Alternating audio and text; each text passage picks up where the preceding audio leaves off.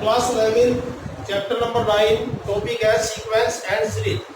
तो sequence and series में exercise 9 बारे question number 7। There are an arithmetic mean between 7 and 71। 77 and 71 के बीच में एन अरिथमेटिक मीन रखने हैं हमको, और फिफ्थ अरिथमेटिक मीन दे रखा 27।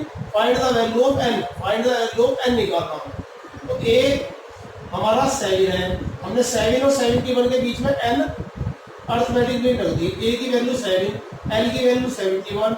नंबर ऑफ टर्म इसमें एन टर्म बीच में होगी और एक ये और एक ये एन प्लस 2 टर्म होगी। L is equal to a plus n minus 1 into D.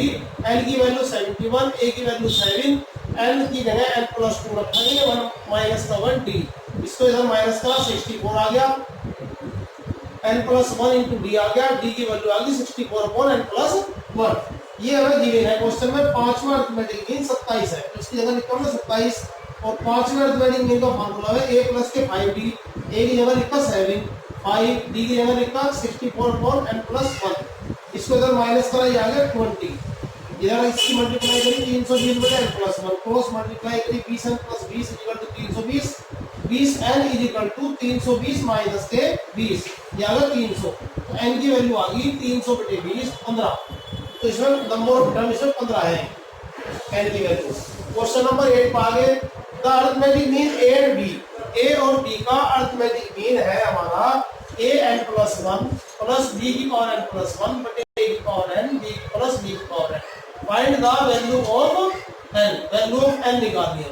तो ये टर्म हमने जो भी लिख दिया है इसके क्वेश्चन में दे रखी, ये वाली टर्म यहाँ पे जो भी। और ए एंड बी का अरिथमेटिक मीन ए प्लस बी बटे 2, क्रॉस मल्टीप्लाई करती 2 से मल्टीप्लाई करती 2 ए की पावर एन प्लस 1, 2 बी की पावर एन प्लस 1। ए की मल्टीप्लाई इसमें करी ए इंटू ए प्लस 1, ए की मल्टीप्लाई इसमें करी ए इंटू बी की पावर एन, बी की मल्टीप्लाई इसमें करी ए की पावर एन बी, और बी की मल्टीप्लाई इसमें करी बी की पावर एन इंटू बी की पावर 1। यहाँ पे इंटू बीच में है तो पावर प्लस हो जाएगी, यहाँ पे इंटू बीच में है तो पावर प्लस हो जाएगी, सेम नंबर है। तो यहाँ पे 2 की पावर एन प्लस 1, इधर से ए की पावर एन प्लस 1 आया, माइनस का हो गया। 2 की पावर बी, 2 बी की पावर एन प्लस 1, इधर से बी की पावर एन प्लस 1 प्लस का इधर आगे माइनस का हो गया। ये दो टर्म जुड़ी हुई आ गई। 2 ए की पावर एन प्लस 1 में से एक ए की पावर एन प्लस 1 गया, तो ए की पावर एन प्लस 1 बच गया। 2 बी की पावर एन प्लस 1 में से एक बी की पावर एन प्लस 1 गया, तो बी की पावर एन प्लस 1 बच गया।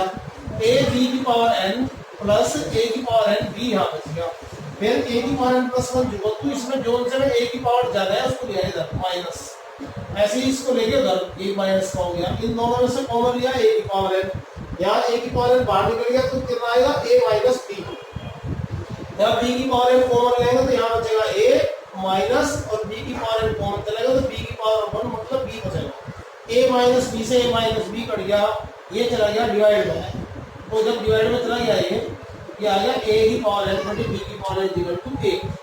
उसके बाद में इसको ए अपॉन बी की पावर एन लिख सकते हैं पूरी की होल पावर, और 1 की जगह लिखेंगे ए अपॉन बी की पावर 0, क्योंकि इधर जो हमारा बेस है वो ए अपॉन बी है, तो इधर भी हम बेस ए अपॉन बी रखते हैं, उसकी पावर 0 लिखेंगे, क्योंकि किसी भी नंबर की पावर 0 का मान 1 है, तो इसलिए कंपेयर कर देंगे पावर को, तो एन इक्वल टू आ जाएगा 0।